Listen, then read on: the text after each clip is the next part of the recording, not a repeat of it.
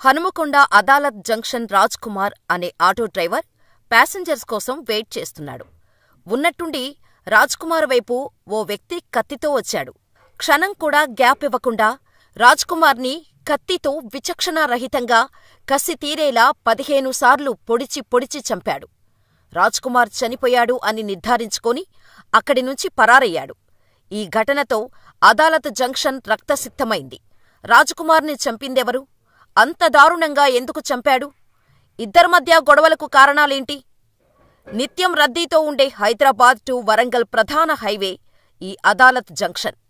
ఇక్కడే auto driver Raj కుమార్ని ప్రత్యర్థి ఆటో డ్రైవర్ వెంకటేశ్వర్లు దారుణంగా పొడిచి హత్య చేశాడు. సెంటర్లో రాజ్ కుమార్ ఆటోలో కూర్చొని ఉన్న సమయంలో ఏనుగు వెంకటేశ్వర్లు అక్కడకు వచ్చి రావటంతోనే తన వద్ద ఉన్న కత్తితో రాజ్ కుమార్పై విచక్షణారహితంగా దాడి చేయడం మొదలుపెట్టాడు. దాడి జరుగుతుందని గమనించని రాజ్ కుమార్కు ఏం అర్థం కాలేదు. అర్థమయ్యేలోపే తనపై కత్తిపోట్లు పడి రక్తసిక్తమయ్యాడు. ఎంత పగపెట్టుకున్నాడో ఏమో వెంకటేశ్వర్లు. 1 కాదు 2 కాదు, ఏకంగా 15 సార్లు కత్తితో కసితీరా పొడుస్తూనే ఉన్నాడు. రాజ్ కుమార్ కింద పడిపోయినప్పటికీ వదలకుండా ఇంకా పొడుస్తూనే ఉన్నాడు. ఎన్ని పోట్లు పొడిచినా కొన ఊపిరితో ఉన్న రాజ్ కుమార్ని చూసి చివరకు గొంతులో కత్తితో పొడిచాడు వెంకటేశ్వర్లు. దీంతో రాజ్ కుమార్ అక్కడికక్కడే ప్రాణాలు కోల్పోయాడు. రాజ్ కుమార్ మరణించాడని నిర్ధారించుకున్న తర్వాత వెంకటేశ్వర్లు అక్కడి నుంచి పారిపోయాడు. స్థానికులు వెంకటేశ్వర్లను పట్టుకునే ప్రయత్నం చేశారు. వారిని కత్తితో బెదిరిస్తూ అక్కడి నుంచి తప్పించుకున్నాడు.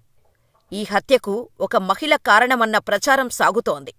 ఆ మహిళ విషయంలో ఇద్దరి మధ్య తలెత్తిన వివాదమే హత్యకు దారితీసినట్టు పోలీసులు భావిస్తున్నారు. మహిళతో రాజ్ కుమార్, వెంకటేశ్వర్లు వివాహేతర సంబంధం కొనసాగిస్తున్నట్టు స్థానికులు చెబుతున్నారు. ఆ విషయంలోనే ఇద్దరి మధ్య వివాదం ముదిరి హత్య వరకు వెళ్లినట్టు తెలుస్తోంది. నడి రోడ్డుపై జనమంతా చూస్తుండగానే ఆటో డ్రైవర్పై మరో ఆటో డ్రైవర్ ఇలా కత్తితో దాడి చేస్తున్నప్పటికీ చుట్టూ ఉన్న జనం నోరెళ్లబెట్టి చూస్తూ నిలబడ్డారే కాని ఏ ఒక్కరూ కూడా అతన్ని అడ్డుకోకుండా హత్య జరిగే దృశ్యాలను తమ సెల్ఫోన్లతో వీడియోలు తీశారు. విషయం తెలుసుకున్న సుబేదారి పోలీసులు అక్కడకు చేరుకొని మృతదేహాన్ని పోస్టుమార్టం నిమిత్తం ఎంజీఎం ఆస్పత్రికి తరలించారు. ప్రత్యక్ష సాక్షుల నుంచి వివరాలు సేకరించారు.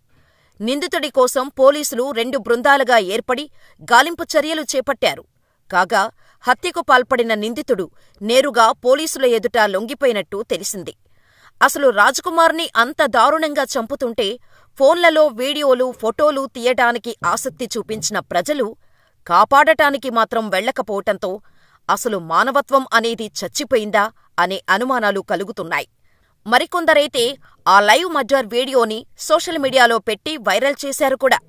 అసలు హత్యకు గల కారణాలేంటి? నిజంగా వివాహేతర సంబంధం వల్లే ఇద్దరి మధ్య గొడవలు వచ్చాయా? లేదా ఆటో కిరాయి విషయంలో గొడవ జరిగిందా అనేది తెలియాల్సి ఉంది.